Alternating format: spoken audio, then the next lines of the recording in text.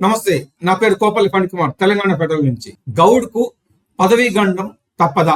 గౌడ్ అంటే మహేష్ కుమార్ గౌడ్, తెలంగాణ పిసిసి అధ్యక్షుడు. నేను పనిచేస్తున్నానా లేదని ఏఐసిసి ఎప్పటికప్పుడు పరిశీలిస్తుంది. ఇది సందర్భం కాకపోయినా ఇవాళ ఏఐసిసి దృష్టిలో Telangana PCC the best and active పిసిసిగా ఉంది. ఇది కేసీ వేణుగోపాలే స్వయంగా కితాబ్ ఇచ్చిన సందర్భం. ఆది నాయకత్వం మాకు కితాబ్ ఇచ్చినప్పుడు, నేను మా ముఖ్యమంత్రి కలిసి పనిచేస్తున్నప్పుడు గిట్టని వారు ఇంకెవరు చాలా రకరకాల వారి అభిప్రాయాలు వ్యక్తపరుస్తారు. వాళ్ళ అభిప్రాయాన్ని నేను ఏకీభవించడం లేను, కానీ కొట్టి పారేయడం లేను. ఎందుకంటే వారికి స్వేచ్ఛ ఉంది కాబట్టి ఆ స్వేచ్ఛ వారికి ఆ ప్రసారం చేసుకునే అవకాశం ఇచ్చింది. ఇప్పుడు ఈ విషయం ట్రెండింగ్ లో ఉంది ఈరోజు. ఎందుకంటే మహేష్ కుమార్ గౌడ్ కు ముఖ్యమంత్రి యనమల రేవంత్ రెడ్డికి ఏమాత్రం పడట్లేదని, ఇద్దరి మధ్య బాగా గ్యాప్ వచ్చేసింది అనేటువంటి ప్రచారం బాగా జరుగుతోంది. పార్టీలో కానీ మీడియాలో కానీ విస్తృతంగా ప్రచారం జరుగుతోంది. దీనికి అనేక కారణాలు ఉన్నాయి. రేవంత్ రెడ్డి ఏమో పరిపాలన పరంగా దూసుకుపోతున్నాడు. ఆ స్పీడ్లో మహేష్ కుమార్ గౌడ్ పార్టీ పరంగా అంత యాక్టివ్గా లేరు అనేటువంటి ప్రచారము పార్టీలోనూ ఉంది, కొంత మీడియాలో కూడా అదే సర్క్యులేట్ అవుతోంది. ఎందుకంటే జిల్లాల వారీగా మహేష్ కుమార్ గౌడ్ పర్యటనలు ఏం పెద్దగా చేయటం లేదని, ఇతర జిల్లాల నుంచి ఇక్కడికి హైదరాబాద్కు పిలిపించుకుని గాంధీ భవన్లోనే సమావేశాలు పెడుతున్నారని ఆరోపణలు బాగా ఉన్నాయి. పిసిసి అధ్యక్షుడు హోదాల్లో మహేష్ కుమార్ జనాల్లోకి వెళ్ళాలంటే జిల్లాల పర్యటనలు చెయ్యక తప్పదని, గతంలో చాలా మంది పిసిసి అధ్యక్షులు ఇదే పని చేశారనేటువంటిది కాంగ్రెస్ పార్టీ నేతలు గుర్తు చేస్తున్నారు కొంతమంది. మరి మహేష్ ఎందుకు పోవట్లేదు?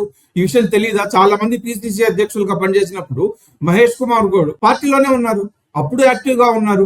మరి ఇప్పుడు ఎందుకు ఆయన యాక్టివ్ గా లేరనే ప్రచారం జరుగుతోంది. జిల్లాలకు వెళ్ళడం లేదనేది వాస్తవం. ఎందుకంటే ఇప్పటికి 2024 సెప్టెంబర్లో మహేష్ కుమార్ గౌడ్ పిసిసి అధ్యక్షుడు అయ్యారు. ఆ తర్వాత ఎమ్మెల్సీ కూడా అయ్యారు. తను సొంత జిల్లా నిజామాబాద్కి అప్పుడప్పుడు వెళ్ళొస్తున్నారే గాని ఇతర జిల్లాలకు వెళ్ళిన దాఖలాలు పెద్దగా లేవు. ఏదైనా ముఖ్యమంత్రితో కలిసి వెళ్ళటము, లేదంటే ఏదైనా అవసరమైతే ఆ జిల్లాకు వెళ్ళడం తప్ప పార్టీ పరంగా జిల్లాల టూర్ చేసి 1-2 రోజులు లేకపోతే 3-4 రోజులు అక్కడ జిల్లాలో క్యాంప్ వేసి అన్ని నియోజకవర్గాల లీడర్లను అక్కడ పిలిపించుకుని క్యాడర్ తో మాట్లాడినట్లుగా పెద్దగా మనకేం కనబడదు. సో రకరకాల కారణాల వల్ల గౌడ్ కు రేవంత్ కు మధ్య గ్యాప్ వచ్చేసిందని, దాంతో మహేష్ కుమార్ కు పదవీ గండం తప్పదా అనేటువంటి ప్రచారం అయితే బాగా పెరిగిపోతుంది. ఈ ప్రచారం ఎందుకు అంటే రేవంత్ మాట ఇప్పుడు అధిష్టానం దగ్గర బాగా చెల్లుబాటు అవుతుంది. దాదాపు రేవంత్ ఏది చెప్తే అది అధిష్టానం కూడా ఓకే చేస్తోంది. 1-2 ఏదో మంత్రివర్గంలో సభ్యులను తీసుకోవటం, లేదా ఎవరిని తీసేయాలి, ఎవరిని ఎంచుకోవాలి అనేటువంటి ఆ ఒక్క విషయంలో తప్ప మీదంతా కూడా రేవంత్ చాలా ఫ్రీ హ్యాండ్ ఇచ్చింది అధిష్టానం.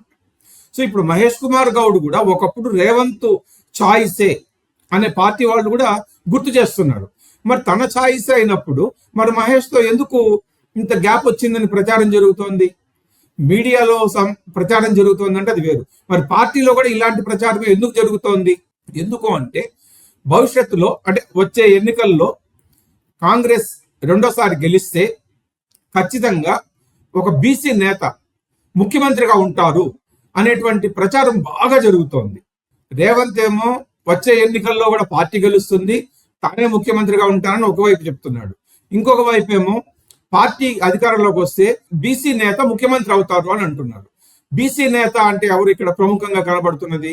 మహేష్ కుమార్ గౌడ్ మాత్రమే. మామూలుగా అయితే పిసిసి అధ్యక్షులుగా ఎవరైతే ఉన్నారో అధికారంలోకి వచ్చినప్పుడు పిసిసి అధ్యక్షులుగా ఉన్న వాళ్ళు సీఎం రేస్ లో ఉంటారు, అలాగే సిఎల్పి నేత కూడా రేస్ లో ఉంటారు. కానీ ఇక్కడ ఏం జరిగింది? సిఎల్పి నేతగా ఉన్న బట్టి విక్రమార్క వెనక్కి వెళ్ళిపోయారు. పిసిసి అధ్యక్షుడు అసలు సోదిలో కూడా లేదు. ఎందుకు? అప్పుడు రేవంత్ పిసిసి అధ్యక్షుడుగా ఉన్నారు కాబట్టి అసలు ఇంకో చర్చకు అవకాశం లేకపోయింది. సో అధికారంలోకి తీసుకొచ్చాడు కాబట్టి పార్టీ అధ్యక్షుడుగా ఉన్నటువంటి రేవంత్ రెడ్డి సీఎం అయిపోయారు. మరి వచ్చే ఎన్నికలు కూడా తనే సీఎం గా ఉంటాను అనంత బల్లగుద్ది చెప్తున్నారు అంటే అధిష్టానం దగ్గర తనకున్నటువంటి పట్టు, దానికి సంబంధించినటువంటి సంకేతాలు రేవంత్ ఖచ్చితంగా ఉండే ఉంటాయి. మరి అదే సమయంలో పార్టీ అధికారంలోకి వస్తే బీసీ నేత సీఎం అవుతాడు అనేటువంటి ప్రచారం కూడా అంతే స్థాయిలో బలంగా జరుగుతోంది. సో ఒకవేళ ఈ వాస్తవం అయితే మరి ఎవరు ముఖ్యమంత్రి పదవికి పోటీదారులు అంటే ముందుగా మహేష్ కుమార్ గౌడ్ పేరు వినబడుతోంది. తను పేరులోనే తెలుస్తోంది తను బీసీ అని. సమీప దూరంలో మహేష్ కు పోటీ ఇచ్చేటువంటి నేతలు పెద్దగా ఎవరు కనిపించట్లేదు బీసీ వాళ్ళు.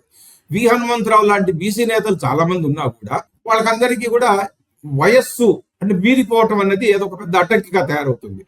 సో 50 సంవత్సరాలలో ఉన్నటువంటి మహేష్ కుమారే ముఖ్యమంత్రి పదవికి రేపు బలమైన పోటీదారు అవుతారు అని రేవంత్ రెడ్డి క్యాంపు బాగా అనుమానంగా ఉన్నట్టు కనబడుతోంది మనకు. ఈ అనుమానంతోనే వాళ్ళు ఏదో రేవంత్ రెడ్డికి గుసగుసలు చేశారని, వాళ్ళ చెప్పిన మాటలు రేవంత్ బుర్రకెక్కించుకున్నాడని, దాంతోనే పిసిసి అధ్యక్షుడితో విభేదాలు గ్యాప్ పెరిగిపోయిందనేటువంటి ప్రచారం బాగా పెరుగుతోంది. మరిది ఎంతవరకు వాస్తవం అనేది భవిష్యత్తులోనే తేలుతుంది. Thank you.